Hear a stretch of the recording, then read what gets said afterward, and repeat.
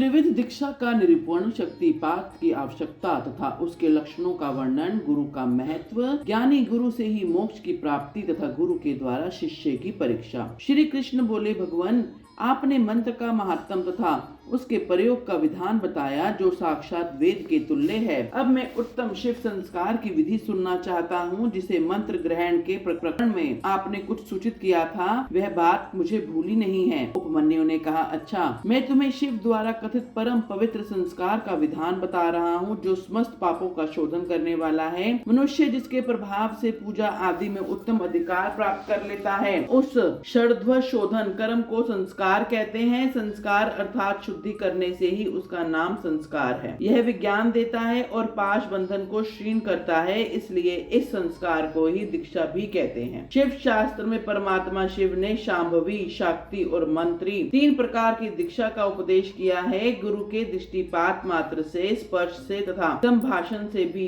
जीव को जो तत्काल पाशों का नाश करने वाले संज्ञा सम्यक बुद्धि प्राप्त होती है, वह शांभवी दीक्षा कहलाती है। उस दीक्षा के भी 2 भेद हैं, तीव्रा और तीव्रतरा।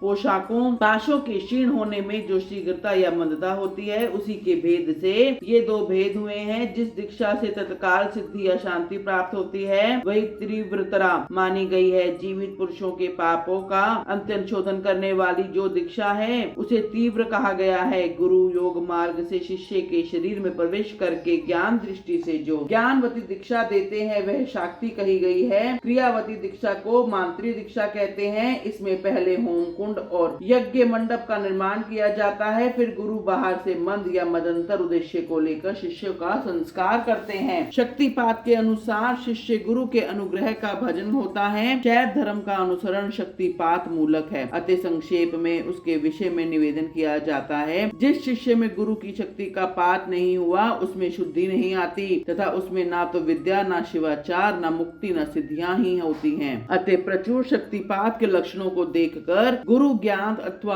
क्रिया के द्वारा शिष्य का शोधन करें। जो मोहवश इसके विपरीत आचरण करता है, वह दुर्बुद्धि नष्ट हो जाता है। अतः गुरु सब प्रकार से शिष्य का परीक्षण करें। उत्कृष्ट बोध और आनंद की प्राप्ति ही शक्तिपात का लक्षण है, क्योंकि वह परमा शक्ति प्रबोधान रूपणी ही है। आनंद और बोध का लक्षण है। अंतकरण में विकार है। अब अंतकरण द्रवित होता है। अब बाह्य शरीर में कंप, रोमांच, स्व-विकार, नेत्र विकार और अंग विकार प्रकट होते हैं। शिष्य भी शिव पूजन आदि में गुरु का संपर्क प्राप्त करके अथवा उनके साथ रहकर उनमें प्रकट होने वाले इन लक्षणों से गुरु की परीक्षा करें। शिष्य गुरु का शिक्षणीय होता है और उसको गुरु के प्रति गौरव होता है, इसलिए सर्वथा प्रयत्न करके शिष्य ऐसा आचरण करें जो गुरु के गौरव के अनुरूप हो। जो गुरु है वह शिव कहा गया है और जो शिव है वह गुरु माना गया है। विद्या के आकार में शिव ही गुरु बनकर विराजमान है। जैसे शिव है वैसी विद्या है, जैसी विद्या है वैसे गुरु हैं। शिव विद्या और गुरु के पूजन के समान फल मिलता है। शिव सर्वदेवात्मक है और गुरु सर्व मंत्रमय। अतः संपूर्ण यत्न से गुरु की आज्ञा को शिरोधार्य करना चाहिए। यदि मनुष्य अपना कल्याण चाहने वाला और बुद्धिमान है, तो वह गुरु के प्रति मन, वाणी और क्रिया द्वारा कभी मिथ्याचार, कपटपूर्ण बर्ताव न करे। गुरु आज्ञा दें या ना दें, शिष्य सदा उनका हित और प्रिय करें। उनके सामने और पीठ पीछे भी उनका कार्य करते रहें। ऐसा आचार से युक्त गुरु भक्त और सदा उनमें उत्साह रखने वाला, जो गुरु का प्रिय कार्य करने वाला शिष्य है, वही शैव धर्मों के उपदेश का अधिकारी है। यदि गुरु गुणवान, विद्वान, परमानंद का प्रकाशक,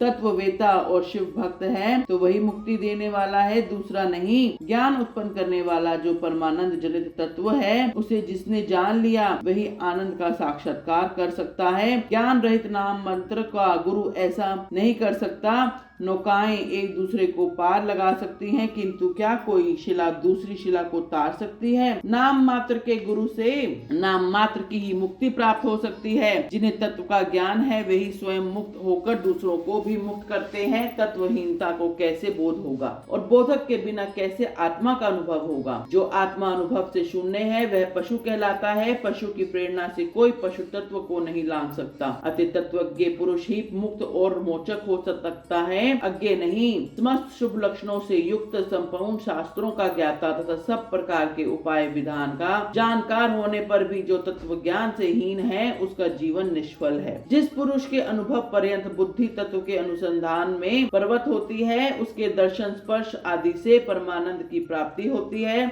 अतः जिसके संपर्क से उत्कृष्ट बोध स्वरूप आनंद की प्राप्ति संभव है, बुद्धिमान पुरुष उसी को अपना गुरु चुने, दूसरे को नहीं। योग्य गुरु का जब तक अच्छी तरह ज्ञान न हो जाए, तब तक विनयाचार चतुर मुमुक्षु शिष्यों को उनकी निरंतर सेवा करनी चाहिए। उनकी अच्छी तरह ज्ञान सम्यक परिचय हो जाने पर ही उनमें सुस्थिर भक्ति करें। जब तक तत्व का बोध ना हो प्राप्त हो जाए, तब तक निरंतर गुरु सेवन में लगा रहे। तत्व को ना तो कभी छोड़े, ना किसी तरह भी उसकी उपेक्षा करें। जिसके पास 1 वर्ष तक रहने पर भी शिष्य को थोड़े भी आनंद और प्रबोध की उपलब्धि ना हो, वह शिष्य उसे छोड़कर दूसरे गुरु का आश्रय ले। गुरु को भी चाहिए कि वह अपने आश्रित ब्राह्मण जातीय शिष्य की 1 वर्ष तक परीक्षा करें, क्षत्रिय शिष्य की 2 वर्ष और वैश्य की 3 वर्ष तक परीक्षा करें। प्राणों को संकट में डालकर सेवा करने और अधिक धन देने आदि का अनुकूल प्रतिकूल आदेश देकर उत्तम जाति वालों को छोटे काम में लगाकर और छोटों को उत्तम काम में नियुक्त करके उनके धैर्य और सहनशीलता की परीक्षा करें। गुरु के तिरस्कार आदि करने पर भी जो विषाद को नहीं प्राप्त होते, वही संयमी, शुद्ध एवं शिव संस्कार कर्म के योग्य हैं। जो किसी की हिंसा नहीं करते, सबके प्रति दयालु होते हैं, सदा हृदय में उत्साह रखकर सब कार्य करने को उद्यत रहते हैं, अभिमान शून्य, बुद्धिमान और स्पर्ध रहित होकर प्रिय वचन बोलते हैं, सरल कोमल स्वच्छ विनयशील सुस्थिर चित्त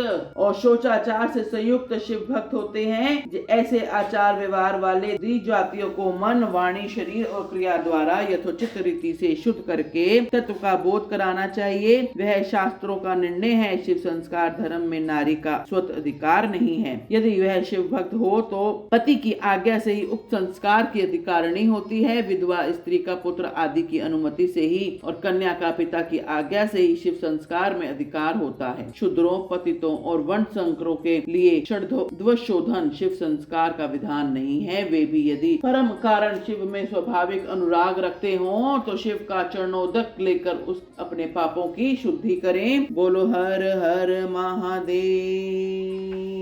ओम नमो शिवाय। बोलो हरि ओम नमो शिवाय।